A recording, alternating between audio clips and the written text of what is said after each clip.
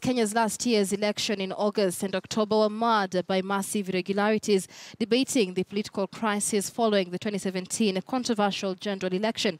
The EU Parliament further noted that key institutions were intimidated and compromised before the polls. They now want President Uhuru Kenyatta to move with speed and restore peace before the country degenerates into civil war.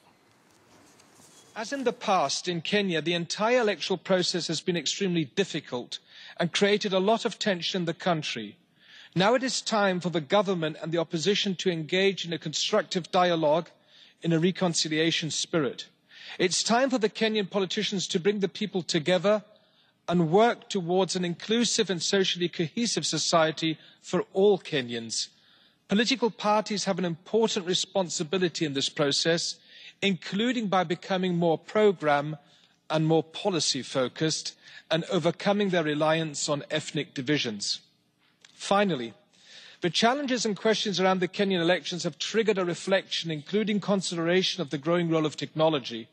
We as the European Parliament, together with the European External Action Service, should reflect on how to better face the new electoral challenges in this respect. In addition, in mid-2018, the Democracy Support and Election Coordination Group will organise a high-level election observation conference with the participation of the representatives of EU national parliaments and international organisations, where the case of Kenya will also further be discussed and looked into. The 2017 electoral process was still marked by some irregularities, political polarisation and acts of violence. As you know, the mission's final report was published last week. The chief observer, Marietje Schaake, and her team covered both the August general election and the unforeseen but historic decision by the Kenyan Supreme Court to order a rerun of the presidential election last October. The mission's recommendation for the rerun election already played a constructive role. In particular, they helped the Kenyan Electoral Commission to make systematic changes, which largely wiped up irregularity in the transmission and tallying of results. And I would like to take this opportunity to thank Marietje Schaake and her team for the fantastic job that you did there. The mission's conduct has been balanced, constructive and highly professional, in line with the terms of the agreement with the Kenyan authority.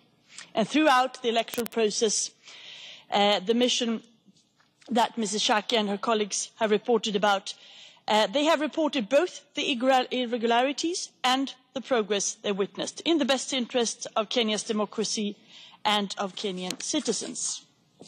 Despite this overall positive environment, the mission has received criticism from supporters on both political sides, and this wasn't just unpleasant, it was totally unjustified. The mission's final report provides a good basis to discuss how to further improve Kenya's electoral system, and we are ready to support this work, and the High Representative Mogherini has sent senior officials to Nairobi on Saturday to pass this message to the Kenyan authorities, even if no government is yet fully formed.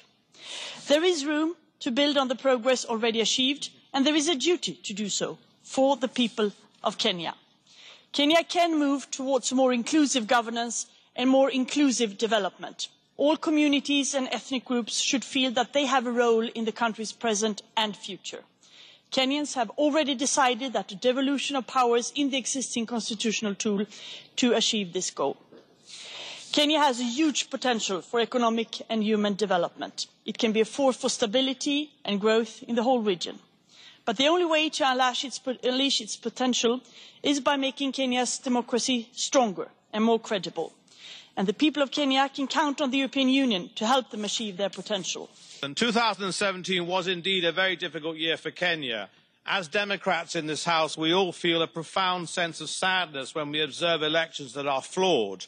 And reading the reports from Amnesty International, Human Rights Watch and our own EU election observation mission, this seems to have been the case for both elections in Kenya last year. It was hoped that the historic ruling of the Supreme Court last September calling for fresh presidential elections would have made way for a new and fairer poll. However, evidence shows that, on the contrary, independent institutions were attacked by political leaders, the police again used disproportionate force, and the independence of the judiciary and the Electoral Commission were still put into question. It's particularly worrying that the Supreme Court was unable to hear a case seeking postponement of polling the day before the fresh election was due to take place due to the lack of a quorum of judges. Was pressure applied on the judges not to turn up on the day, I ask? It's also deeply regrettable that opposition candidate Raila Odinga felt he had no choice but to withdraw as a candidate. Where does Kenya go from here? The weight of responsibility now clearly lies on the shoulders of the Jubilee Party and President Kenyatta. The world will be watching closely.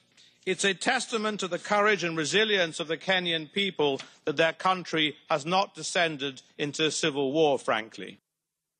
Well, there is the basis of our top story of discussion on News Centre this morning. We'll be speaking to governance expert Joe Kaunda from our City Centre studios for more on what this means now with members of parliament from the European Union discussing Kenya's fate and what that means, especially considering the disdainful manner, according to the words by the Kenyan government, in which the European Union released its observation report. Do stay tuned to News Centre for that conversation.